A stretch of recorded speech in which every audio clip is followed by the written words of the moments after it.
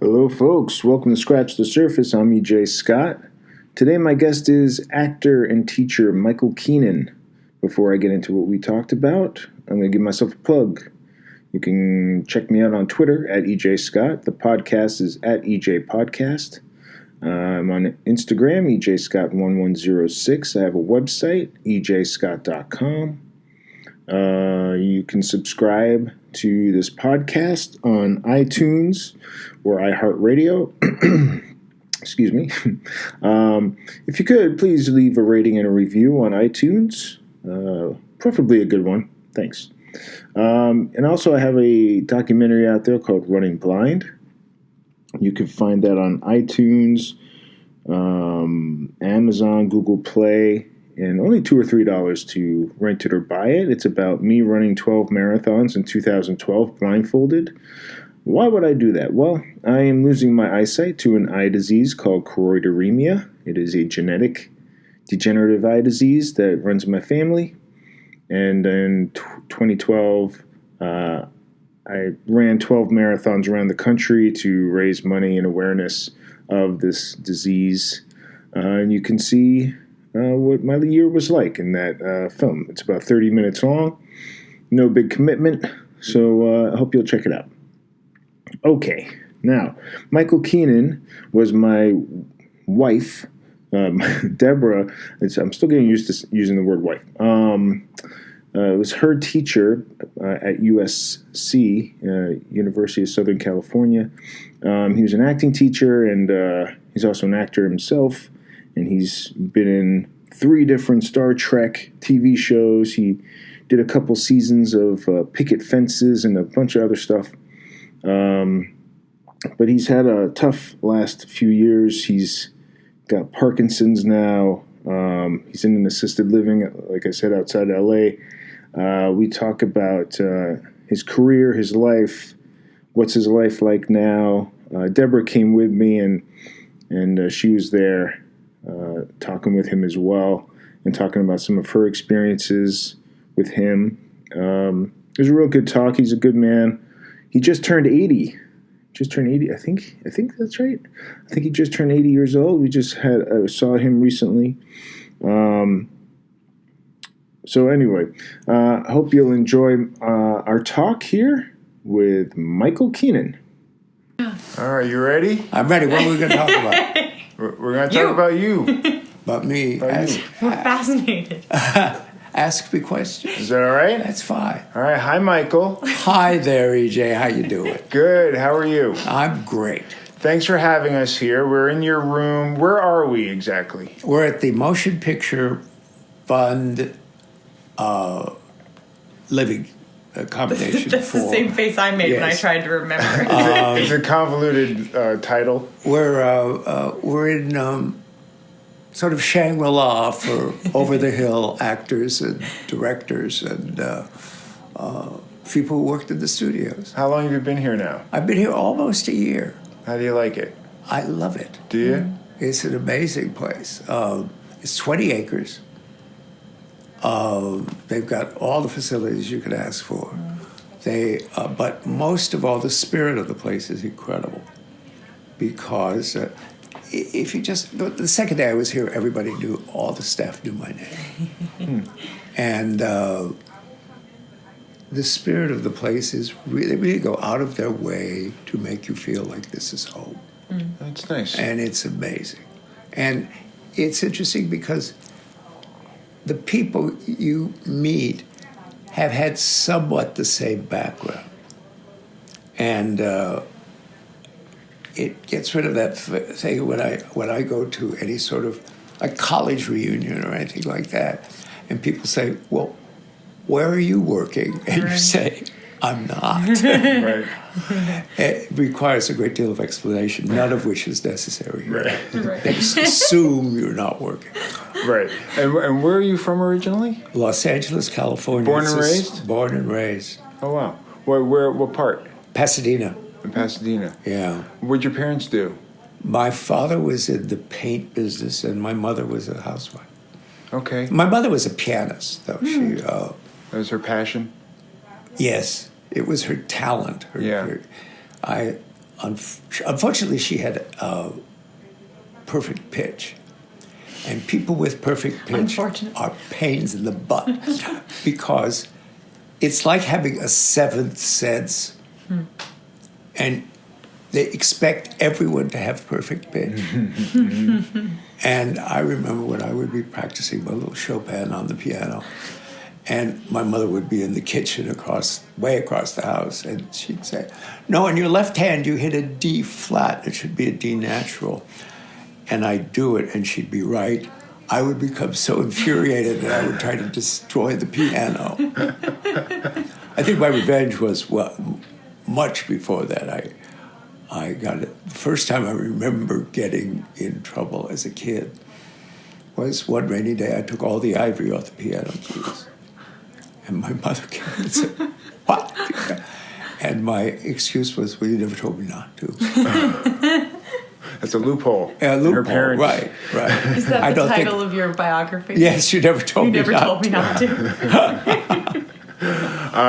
Was she strict, or were your parents strict? They were Victorian. Victorian. I'll leave it at that. They were very loving. They were very kind, but they were old-fashioned. Old-fashioned. Okay. Did you have siblings? Yes, I have two older brothers. Where are they right now? They're both dead right now. One was 7 years older than I was, and one was 14 years old. Oh, wow, I'm sorry. One was a captain in the Navy, Annapolis grad, submarine commander. And the other one was a colonel in the Marine Corps. Oh, wow. And a spy. Whoa, no kidding. Yeah. And then there's me. The actor. The actor.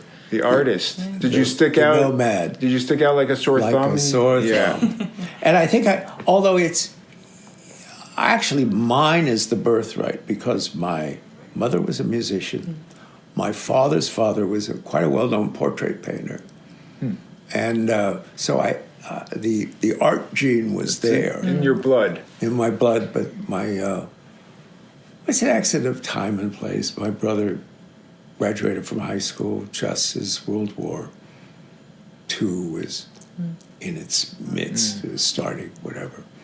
I don't know how I could finish that sentence. Right.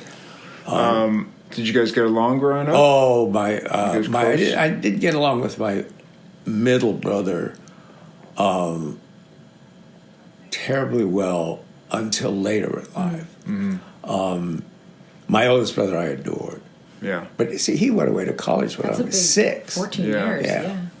He went away to Annapolis, and so he was kind of a god. Right. Yeah. And your parents stayed together? My parents stayed together. They were married for 65 years. Wow. Who passed first? My father. Your father passed. What did he pass from? You remember?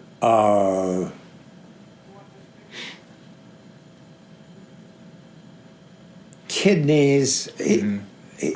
My father had never been well. Okay. He always had health issues? Health issues. And my mother, Alzheimer's. Oh, she had Alzheimer's? Yeah. No kidding. Yeah. And I was the caretaker. Oh, wow. Not pleasant, although that started me teaching at USC. Did it? Yeah. How so? How'd that? Yeah. Well, I got my start like you very young. Right. And I was in the regional theater circuit for 10 or 12 years. I had an incredible beginning. I was not out of work for 10 years. But I was moving around the country. I would work in Seattle. I would work in Chicago. I would work in Florida. I would work in Arizona. I would work in California. But I never stayed very long in one place. And when my parents began to get weak, I had to stay here. I was the one brother was living in China and one brother was in Guantanamo. And my other brother was in Washington, D.C. with his family. And so it sort of fell to me to be I was the logical kid to take care of. And I worked as an actor, and I started teaching because constitutionally, I'm not very well set for not working. I really have to work. Your resume speaks to that. You were looking through it. Well, so I started. I had worked for Duncan Ross when he was running the Seattle Rep, and he was the dean at the School of Theater. And I saw him at a party, and I said, "If you have a job for a director, you want a director to come in, put my name in the hat." And 6 months later, he hired me. And what year was that? Pardon me? Around what year was that? Do you remember? Mid-'80s. Mid-'80s, okay. Yeah. Before that, I'd had another sort of guardian angel who was Craig Knoll, who ran the San Diego Shakespeare Festival. And I did 4 seasons there in the summertime. And I got that job from just a walk-in audition. Wow. And what did you do for that audition? Do you remember? I did Falstaff's speech from Henry IV I. And that's when I first came back. I started in Florida. It's a long, complicated story. But I was in graduate school. I was trying to stay out of the Army, out of the draft. I graduated from college in '61. I was offered an assistantship at the University of Nevada in Reno in English. So I went to the University of Nevada, but got very interested in the theater up there. And one of the people from the theater was a recent graduate of Yale, and he had a theater. He and his friend were starting a theater in Florida, which ended up as the Oslo Theater, which is the State Theater of Florida. And I went down one summer with them and ended up staying 5 years.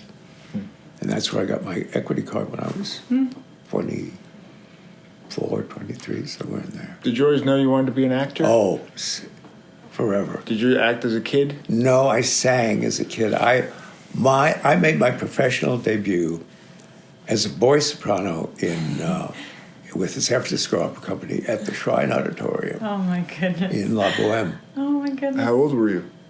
Around? Oh, gosh, 9. Oh, wow. When does a boy's voice change? 12, 13? Well, I was about 12 because I remember I did 2 seasons, and then they auditioned me for the part of a mall in a mall in the Night Visitors, which is an opera where the little boy with the soprano voice is the star, and that's the first time my voice cracked, and I knew as soon as it went that I was out of a job. Uh-oh. Well, how funny, because the Shrine is literally across the street from USC. And I had classes in there the last 4 years I was teaching there. Wow. So, like, the full circle of that is very the full circle was across the street. Across the street. That's so funny. Wow. And would your family think of you pursuing life in the arts? They were,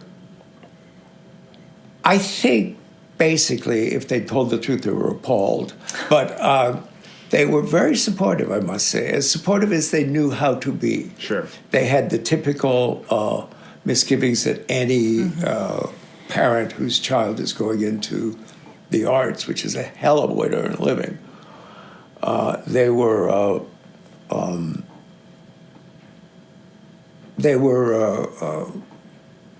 careful. Mm-hmm. They kept saying, well, be sure you can do this or be sure you can that. And I kept saying, go away. Did they ever see you perform? Oh, yes, they saw me perform. Did that change their minds? I don't know. I think I was doing national television, but I don't think my mother would ever have thought I succeeded unless I was on the Merv Griffin show. But they came to be proud of it. Yeah. And I ended up, after a lot, I ended up in San Diego. Craig Knoll, after 2 years, said to me, "It's time you started directing." And he said, "I have the rights to the West Coast premiere rights to this play, Last Meeting of the Knights of the White Magnolia," which was very popular. "And you direct it." So all of a sudden I became a director. And did you like that? I loved it. Yeah. I loved it much more than acting. Really? Yeah. Why is that? Well, it's fun to throw the party. Okay. And I think that acting, you have much more, what's the word I want, horizon for your creative outlet. Okay. You're talking about visual, you're talking about what the show's going to look like, you're going to talk, I mean, not just working with the actors, which is telling the story, but telling the story visually and telling the story with lighting and working with all the other creative artists where it's basically your point of view. Yeah. And then you get, I've never directed film, but in film, the director is the primary artist. Yeah. Because as actors, what you're doing in film, and maybe you'll agree or disagree, but you're making bricks, and somebody else is building the house. Oh.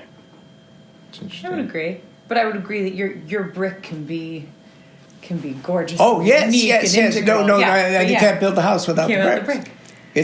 It's a coordinated effort, and I love that. I love working with other artists. I love working with people. I like them a lot, and I feed off them. And so I continued to work, had a couple of series, recurring roles. I was on a series called Picket Fences. Yeah. It's one of my mom's For- favorite shows.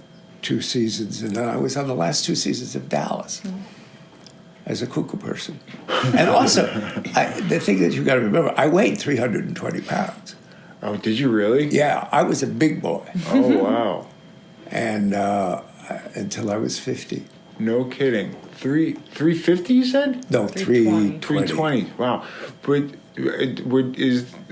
is weight issues an issue in your family, or were you? Yes. It is. Okay. Yeah. It was. You can see there's a wonderful pictures, probably from the 80s or early 90s, a family picture of my extent, all my nieces and nephews when they were in their 20s. They're now all in their 50s. But at a wedding, one of them was getting married, and we were all in Washington, D.C., and there's this whole group of people, and you could just see the gene being passed down. Oh, boy. Oh, So boy. it was an uphill battle. Did you struggle with... Oh, did you try yes. to lose weight and all I that probably stuff? lost 800, 900 pounds. Really? Just Yeah. up and down, up Yeah. and down? Yeah. I'm like that, too. It's no fun. Yeah, it's hard. Stupid food. Then right before I came in here, I got to a point where the opposite was happening. And I was just losing weight. In fact, I've put on weight since You have. You look great, actually. No, I was down to 120 when I came. Oh, my God. Yeah, without clothes, I looked like a Shar-Pei. Yeah. Or How tall are you? 4'3", but I'm totally hollow. Now I'm 5. Well, it's changing. I'm now Yeah. getting stooped, so I'm Yeah, 5. I think I was 5'8". Right. Wow. Wow. 5'7". 120. That's a problem, right? That's scary. Oh yes, That's a yes, problem. yes. Did you get to a point where you were comfortable with your weight? Ever? Oh sure. Yeah. When we worked together, I probably weighed. I was heavy, Yeah, but you weren't. Yeah. but I wasn't morbidly obese. Yeah. It's when I stopped being heavy that I began to get very worried because I just didn't want to eat. But none of that. Yeah, Enough of that. You want to talk about my health. Yeah. You did a lot. What were you like as a kid? How were you as a student? Well, I was a very good student. Yeah. Yeah. A's. A's. Classical education, 4 years of Latin, 2 years of Greek in prep school, Jeez. and had a triple minor in college. Which college? University of Santa Clara. Okay. USC. USC, another USC. The other USC. Yeah. And you studied theater, I guess? No, I studied English. Okay. And I had a theater minor. And if I had gone as a theater major, my parents would have had a cardiac gone into double cardiac Really? arrest. Yeah, they thought it was a disease that I would soon be cured of. Mm. And I had a California history minor and a philosophy minor. So I had 3 minors. Cool. Specifically. That adds up to a major, right? You just add those together. I just, I've always loved to learn. Yeah. I still, to this point, read constantly. Yeah. What do you like to read? Real stuff? History mostly. History, yeah. Yeah. I just sort of went through all the old Russians. I just finished a series on Catherine the Great, Peter the Great, all of those crazy people. And then Napoleon. Oh, he's a good one. He'll keep you occupied for a while. So you went to college for English. Were you thinking, maybe I'll be a teacher or something like that? No, I've writer? always wanted to. I think it's sort of a typical background thing is that I always, as I got older and older, I knew what I wanted to do more and more solidly, but I had no idea how to do it. I had no idea. No guidance or No direction. guidance, no nothing. Yeah. And luckily, I jumped in the water, and the current sort of took me the way it would, and I was extraordinarily lucky. Yeah. And I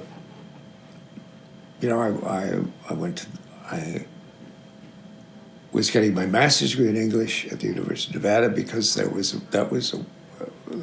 a salary. The assistantship was a salary, so it was a way for me to get out of this sort of not cage, but the mold that my parents wanted. Mm-hmm. And they were living in La Jolla at the time. And I just said, I can't do this anymore. I have to find some way to express this part of me. And so I just started doing it, and I would do it whenever anybody asked. And it was lucky because I started working in the classical theater when I was 23. And I started imitating people. There were all these wonderful actors from the Yale Drama School down there. And there were very gifted directors. And if somebody was doing something I liked, I imitated them. And sometimes I would continue to imitate them. Sometimes I would say, no, that doesn't really work for me. But I sort of did my entire training is practical. Right. And that's my what's the word I want? Gripe against acting teachers is that everybody wants to teach philosophy and be in the sociology business, and it's not. It's an art form. And what you're doing is finding ways to use yourself to create other people, to tell a story. And it's not about, you must do it this way. As Stanislavski says, after he had explained the method to someone, they said, well, what for crying? And they said, well, what if all this doesn't work, Maestro? And he said, well, then pull the hair out of your nose. That'll make you cry.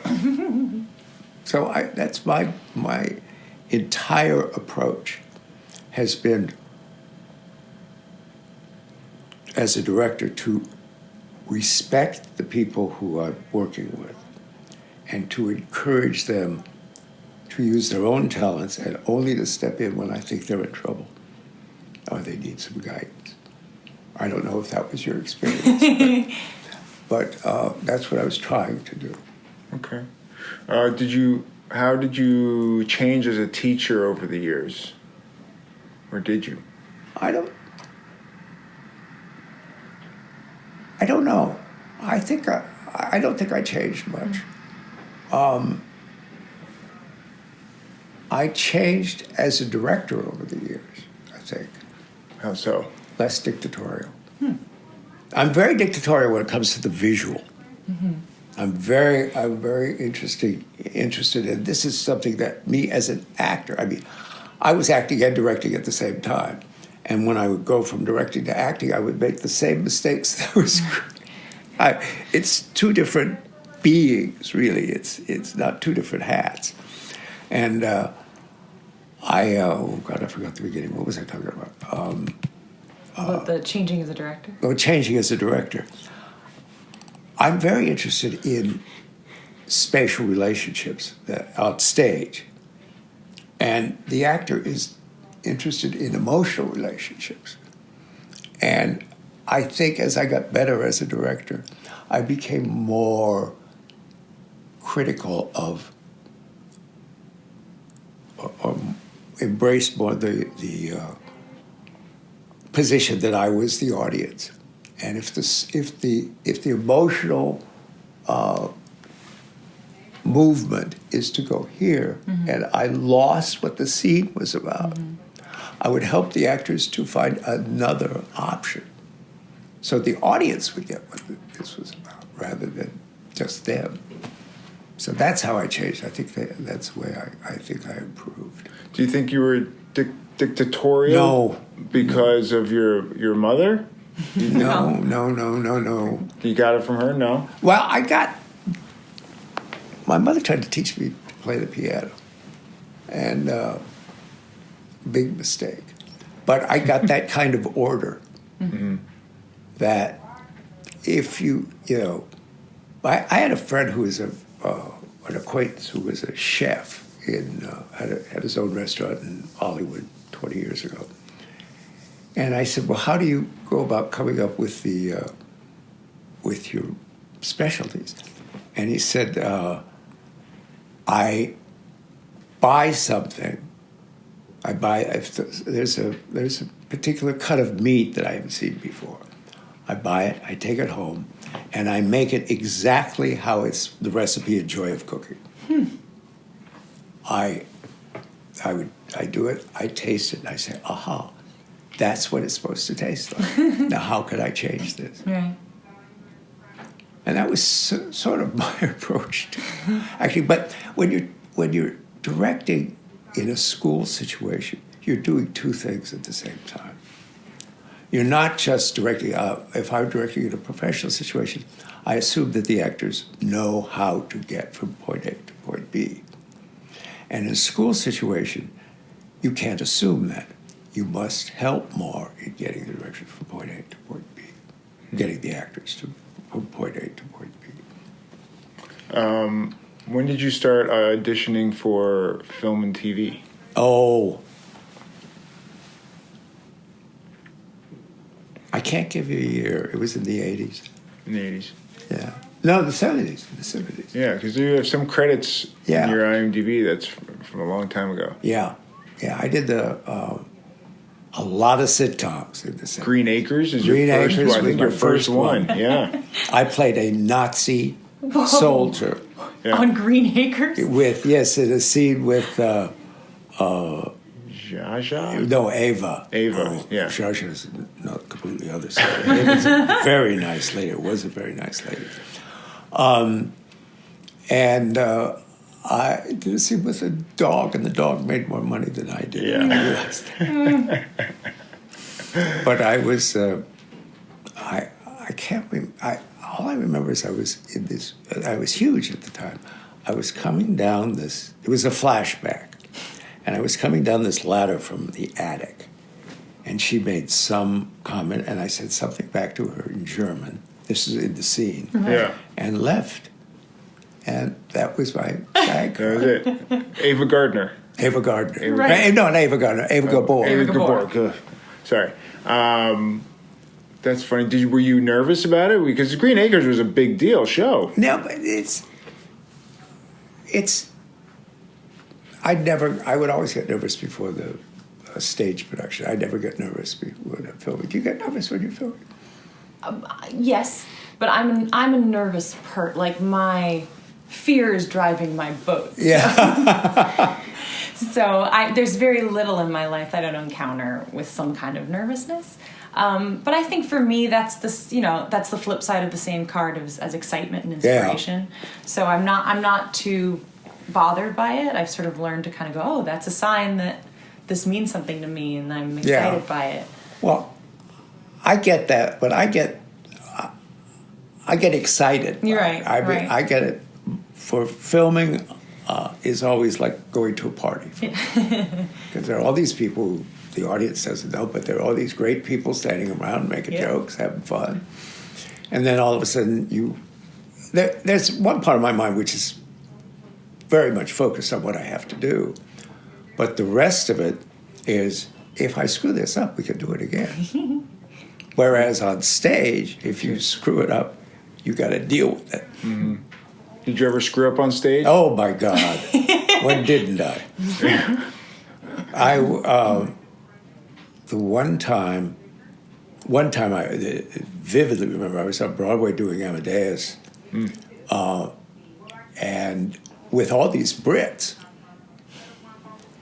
and I was using my best British accent, and I said a word wrong in the first act, the first scene I was on. I pronounced it the American way, and one of the other actors very snidely said something to me as I walked by off stage. Well, every time I came to that word for the rest of the night, I just stopped, just panicked. So that's scary. Yes, he was the recipient of my wrath. Who, anybody known? Pardon me? Was that actor, was he famous or anything? No, that actor? no. Did he ever get famous? Okay. No. You could badmouth him. No, he's dead now. Had what's coming to him. Well, it's coming to us all. We all have it. Well, you have a birthday in 2 days. In 2 days, yes. Happy birthday. Thank you very much. 79? 79. You've been doing your... I did a little so bit. I like to think of it as I'm beginning my 80th year. There you go. That's good. What are you doing? Anything special? Going out to dinner. Okay. With friends and stuff? With friends. Very good. Do you keep in touch with your nieces and nephews? Oh, my God, yes. Family? They're wonderful. I have 8 nieces and nephews.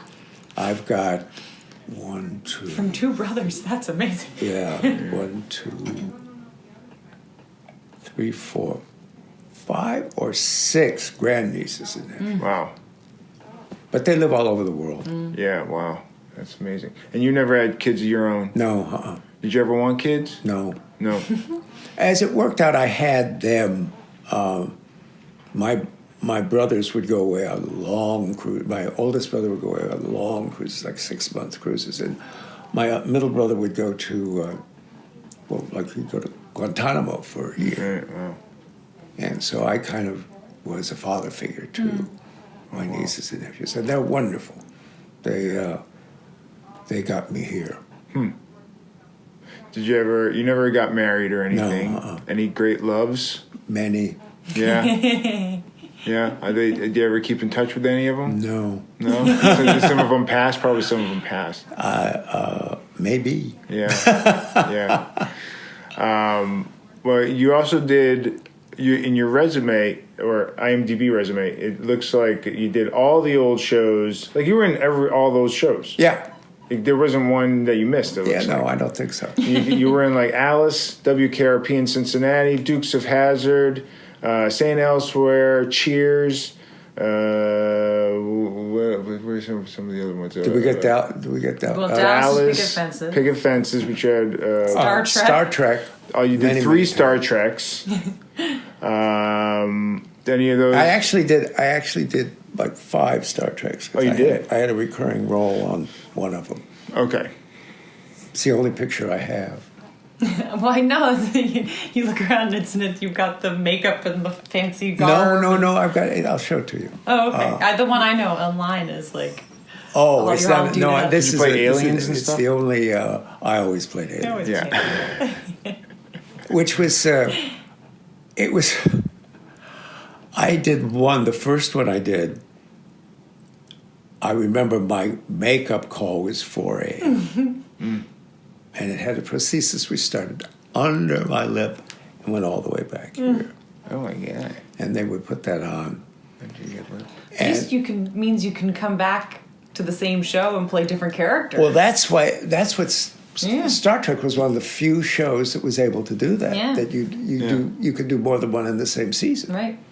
Right. But I did 3 on.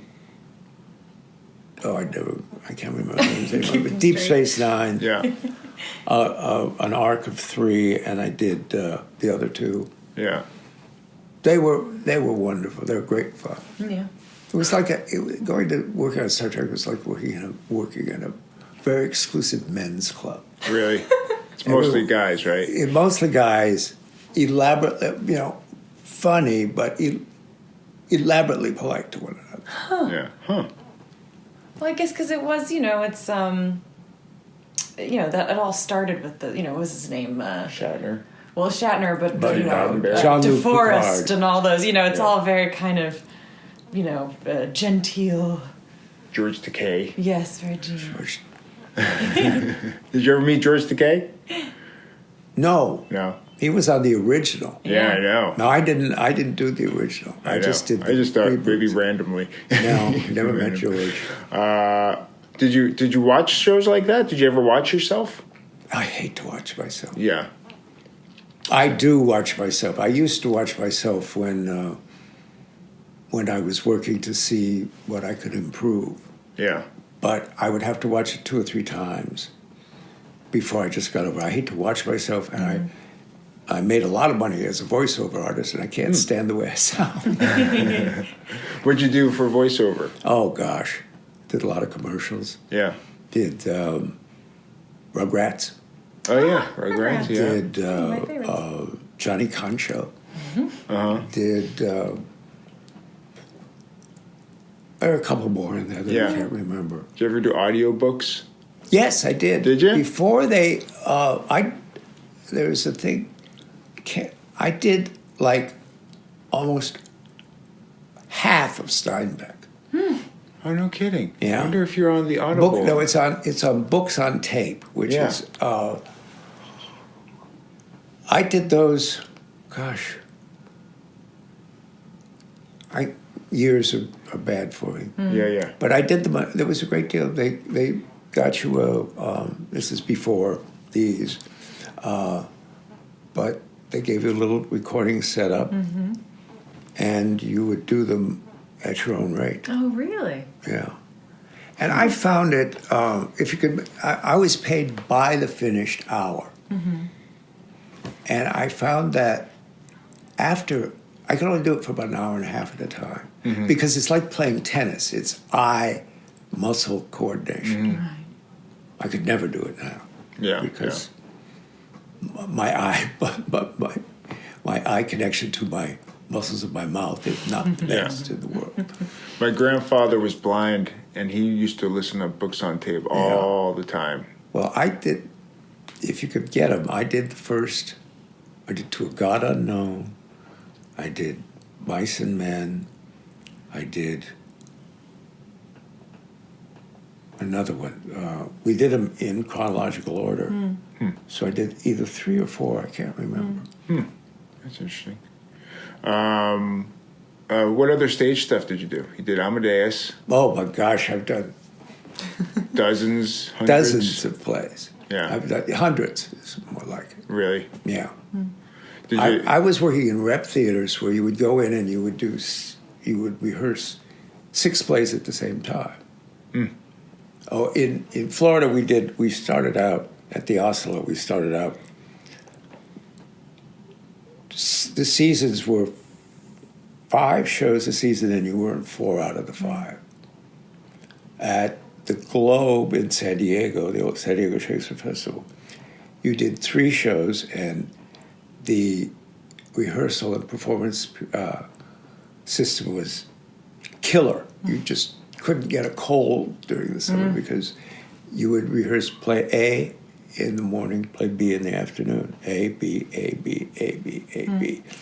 Then A would go into tech rehearsals and open, and B would go into tech rehearsals and open. So you'd be performing A, B, A, B, A, B, and rehearsing C. So as soon as C got ready, you'd add it into the cycle. It's killer work. You can only do it when you're young. Yeah.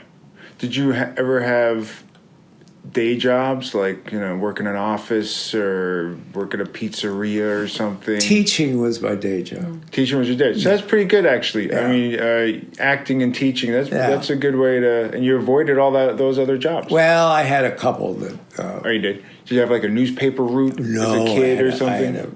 I kept quitting them because they were so awful. Me too. I've done that. Too. I had a telephone sales job. Oh, I did that. I've done that.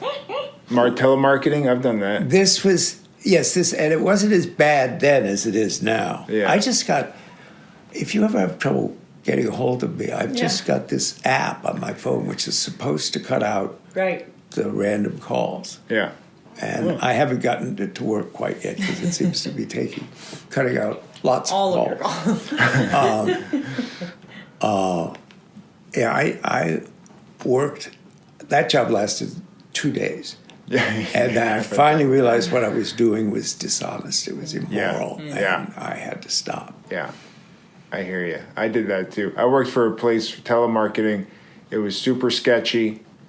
I was like, I'm sure something illegal is going on here.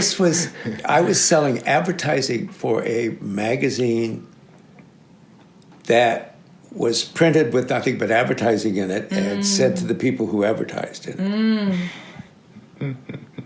And I didn't last in that. I had odd jobs when I waited table when I was in graduate school. Okay. Yeah, because when you're going to school and stuff, you're not teaching yet or anything. Yeah, and I was doing it in Reno, so there were all those casino jobs. Reno, Nevada. Yeah. Oh, wow. And I worked as a dealer for a while. Not as a, oh, really? Well, I was sort of going to dealer school on them and working as a change boy. It's all very demeaning, awful stuff. Yeah. I've had all those jobs too. Not dealing, but I've had lots of jobs. What part of Florida were you in? Sarasota. Oh, no kidding. I lived 3 years in Sarasota. Well, what's where the Oslo Theater is? Oslo It's Theater been a on the while. grounds of the Wrigley Museum. Yes. That's where I started. That's where you were. Wow. I went to the Ringling School of Art and Design. Oh, okay. Yeah. Downtown. For a couple of years. Well, we were right next to, the theater was on the John Ringling estate. Mm-hmm. It was an 18th century Italian theater that John had bought and then reassembled in a new building. And we did 18th century plays. Wow. Yeah, the Ringling Brothers had a lot of things going on in that area. Yeah. They had a clown school. But the clown school was right next door. Yeah, which is now closed, I hear. The Ringling School of Art and Design, I hear, they've integrated film into it. Good. Yeah. Well, the Oslo is now the State Theater of Florida, which I was one of the people who started that. Oh, wow. Okay. Wow, that's cool. So you bounced around. You lived in Nevada. I lived in Florida. I lived in Nevada. I lived in Seattle. I lived in New York, New York, not much. Okay. I lived there for a year. You're a theater guy. I was, but it never worked out. I would always go where the work was, and if somebody called me, I hated sitting around and waiting. Mm. And I would go for the work rather than take the chance to go sit in New York for a while. But I was there for a year in Amadeus. Okay. Oh, okay. Which it was strange. We rehearsed it in London. We previewed it here for almost 2 months. In LA. Okay. And then we took it to Broadway. Wow. That's exciting. It's very exciting. And the other thing that I got to do is I got to work with I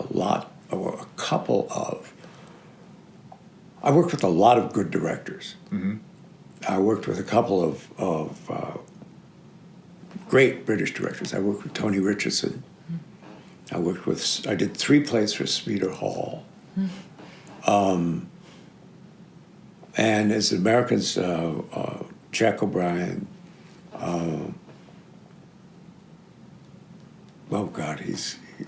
he wins the Tony with thudding regularity. Anyway, Yeah. I'll think of it in a minute. Deborah. Dan Sullivan. Dan Sullivan. We got you, Dan. And you were a teacher of Deborah's. Yes. Deborah's teacher. Well, we never had class together, but Except no. the showcase. Director, maybe. the showcase, director. I directed her. Okay, you directed her. Okay.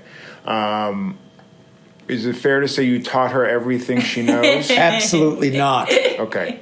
I don't say I taught anybody everything they know. Okay. I see. I don't take that. A lot of my former students are in the process of being very successful, Deborah among them. Yeah. And it is due to their work and their efforts and their talents. I had a little tiny part in at some point in their life pushing them. How many, do you remember, Deb, how many plays he directed you in? Just the one. Just one? Okay. The Swan. Just the Swan. Obscure. Yes, obscure. But I love it. It's a very, very sweet story. Yeah, and she Beautiful was the mother. costumes. I was the mother. Uh-huh. And who else? You know who was one of the ladies in waiting for about a week was, oh, God, all right, we're now in... I know. Right now, I won't be able to help you either. Names are gone. Well, I Dan Troy Sullivan. Belisario. Troy Troy, for yeah. a moment. Yeah. Troy. From Pretty Little Liars. Pretty Little Liars. Yeah. She blew up. They're married now. Yeah, she and Yeah. Patrick. I think she's pregnant. Oh, boy. You know more than I do. I think she's pregnant. I believe in her Instagram. She had a big belly. We'll double check. Yeah, if I'm wrong, I'm sorry. Well, but I'd say, even if you don't want to take credit for having sparked our careers, it is really incredible. We had a lunch, and there's all these students that are still in touch and remember Michael and all he meant to us. Well, you meant a lot to me. I mean, I have to say that I am more proud of the way my students have turned out than I ever was of my own acting career. Mm. As I look back on it, Yeah. I'm much. It thrills me more Yeah. to see people like Deborah be successful and John. No, we'll never get it. Well, look, Rudnitsky. Okay. Who's doing very well, and just lots of people. There are a lot of them out there. Yeah, I'm sure. I mean, you've taught for decades, and you've I had... taught for you. Do you realize that at USC I taught for 28 years? There's 30 years. thousands of students. Yeah. Yes, most of them are most of them are lawyers now. That's probably true. School teachers, Yes. Telemarketers. telemarketers, waiters. Yep. Did you ever want to do anything else other than teach or act? No. Was there ever something that you were like, I always wanted to try this? I've always had a strong interest in real estate, but not in the. I've never been interested in anything that would make me any money. Darn it. Right, but I've always been interested in domestic architecture. Okay. So my hobby was on Sunday going to open houses. And I had a real estate license for a while and then realized that there was more to it than going and looking at houses. Yeah. I had to actually sit down and sell people. Right. And I didn't like that. Yeah. So I'm a spoiled brat.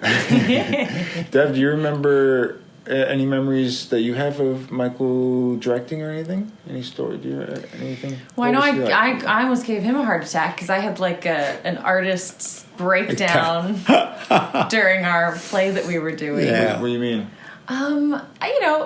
As you test yourself and challenge yourself and sort of see what your own limits are, you have these moments in your career where you're like, or in your process, not just your career, in your acting process, where you hit a wall and it takes you a while to figure out how to either go around it or under it or break through it or whatever you have to do to kind of keep progressing. And I happened to hit one of those walls during The Swan and couldn't figure out how to get myself out of it.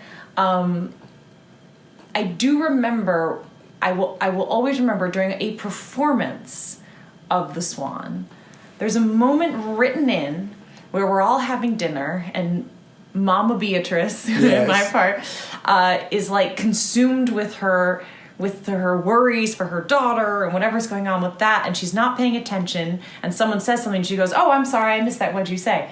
And moments like that are always very hard to act because you, as an actor, you always know that you're meant to have missed that moment in the conversation. But I was having so much trouble with my acting that I just kind of was like, Deb, just go with it. Just be there, be a supportive player for everyone else. That's your job now because you're sucking, whatever. And it was one of my roommate's birthdays, and I was making mini cheesecakes for him. I know. And I had been doing that all morning before this matinee. And we got to that moment in the script where I'm supposed to not be paying attention, and I was literally sitting there going, okay, I made 40 mini cheesecakes, I have to go get the whip. Like, I literally was not paying attention on stage in front of an audience of 200, 300 people, and that line came, and I didn't, and it was an honest, genuine moment of having not been present for that conversation, and it got the biggest laugh of any performance, probably of my life. And I remember that being a breakthrough moment of like, oh, like it's just about being here and being alive. And I remember that being a breakthrough moment. I don't know if you were necessarily. Yeah, well, I was still recovering from the because she was doing beautiful work. And then all of a sudden, I show up to rehearsal, and Deborah isn't there. I remember just panicking, going, what have I done to this lovely young woman? You didn't do it. But seeing breakthroughs like that and seeing people grow like that is what makes it worthwhile. Yeah. It's pretty satisfying. Very satisfying. Yeah. Very satisfying.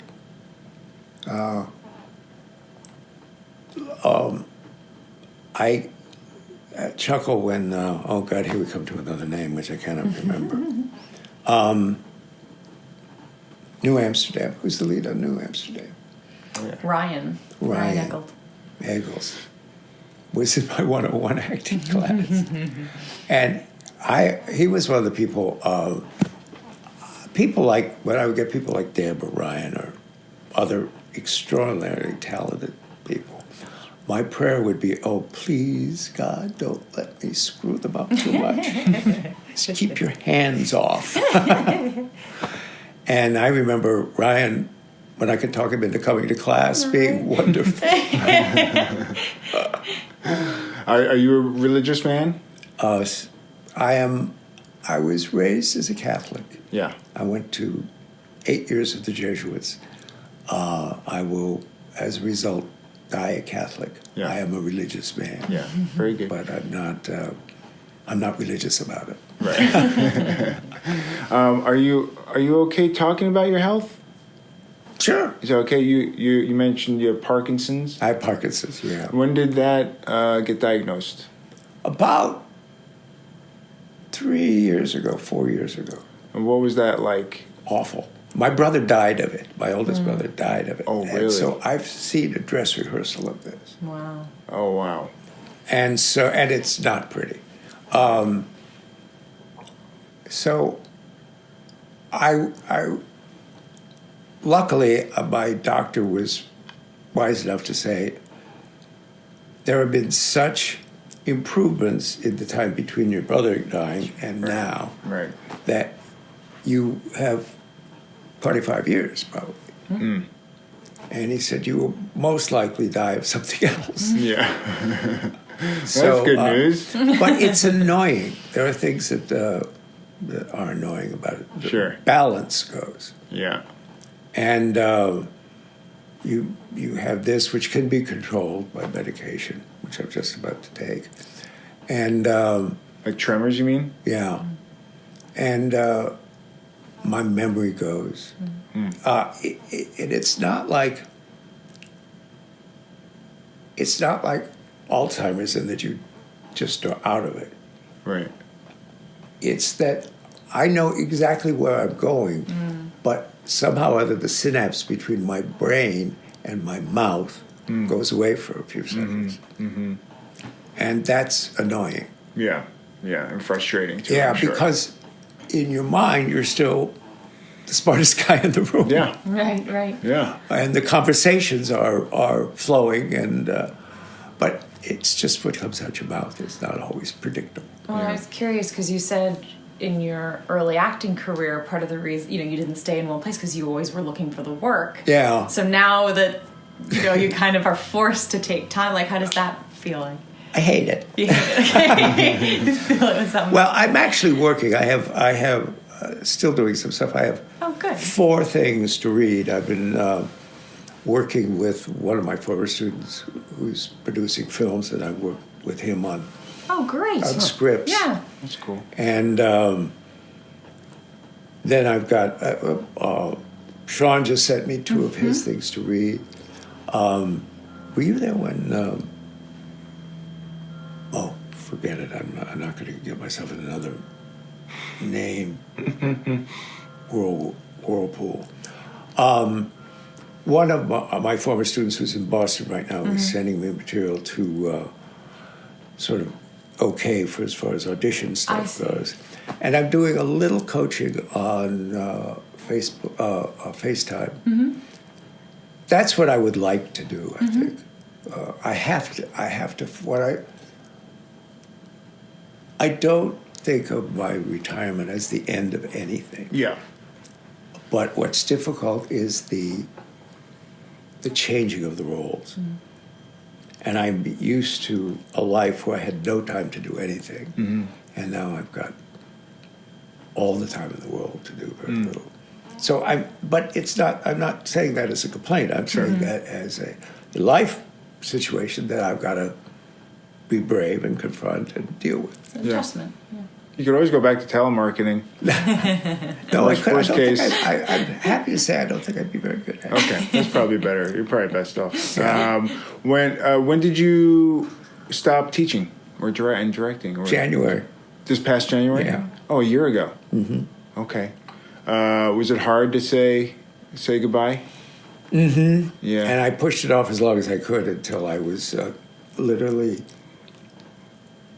passing out. From the Parkinson stuff? Well, from a lot of stuff. I don't want to go into details. But there was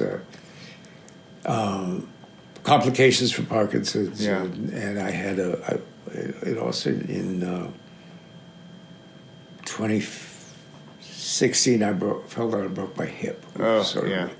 And so I'm a mechanical man from my hip to my knee. Right.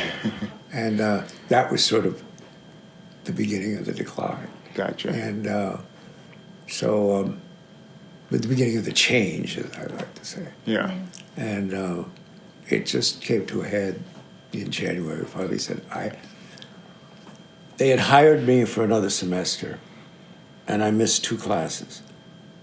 And I was teaching a class that I've taught for 20 years, which is the only class that is spans the film school and the School of Dramatic Arts, which I was co-teaching with Jennifer Warren, and we did it forever. And it only met once a week. There was a lot of work that was done outside of class.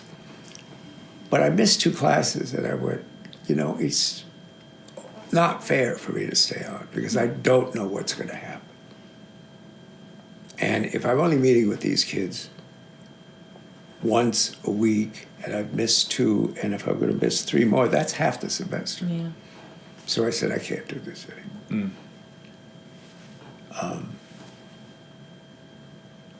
That's hard. That's hard. It's hard.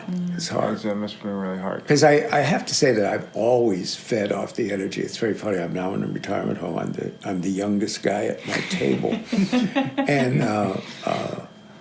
and I'm used to being the oldest guy. I'm used to hanging out. All my friends are in their 20s. Yeah. And that's fine. I'll keep them as long as they can remember the way out here. And and they've always been wonderful, like you guys, of coming out. Thank you. And seeing me. Well, you have a Blue Jam Cafe across the street. There's lines at the one near us. And when you lost 200 pounds, is that from your Parkinson stuff? No. That was from something else? That's from something else. That's from, you don't want to talk about that? No, I don't want to talk about Okay. So how do you feel today? How do you feel today? Aside from the fact that I can't walk very well, I feel great. Well, I'll carry you. Okay, we'd make a fine pair. Well, you look great. I appreciate you having us here. Well, thank you very much for asking. And talking with me. Do you want to plug anything? I'll soon be appearing at Maria's Italian restaurant. I mean, are you available for FaceTime coaching and stuff like that? Yeah. That's cool. Yeah. I know people that do that. How do they get a hold of you? They call you and you give them my number. All right, hit me up, and I'll get you in touch with Michael. Well, Michael, thank you so much. Thank you. I think that was pretty good. You want to go get some lunch? I do. For your birthday, we'll buy you lunch. Hey, great. All right. Terrific. All right. Thank you, Michael. You're welcome. And scene. That's how I end it. Thanks, Michael. You're welcome. I hope I did okay. You did fantastic. There you go, folks. That was my talk with Michael Keenan. Thanks so much, Michael, for talking with us. Always good to see you. Not that, I don't know if he's ever going to listen to this, but so one more time for my plugs on Twitter. You could go to @EJScott or @EJPodcast, Instagram @EJScott1106, Running Blind documentary on iTunes, Amazon, or Google Play, EJScott.com, my website. Please subscribe to the podcast on iTunes or iHeartRadio, and please leave a rating and a review on iTunes. That's a big help. That's about it. Go check out my other podcasts, and don't miss any of the future ones. Got some great stuff coming up. Thanks so much, and we'll see you next time.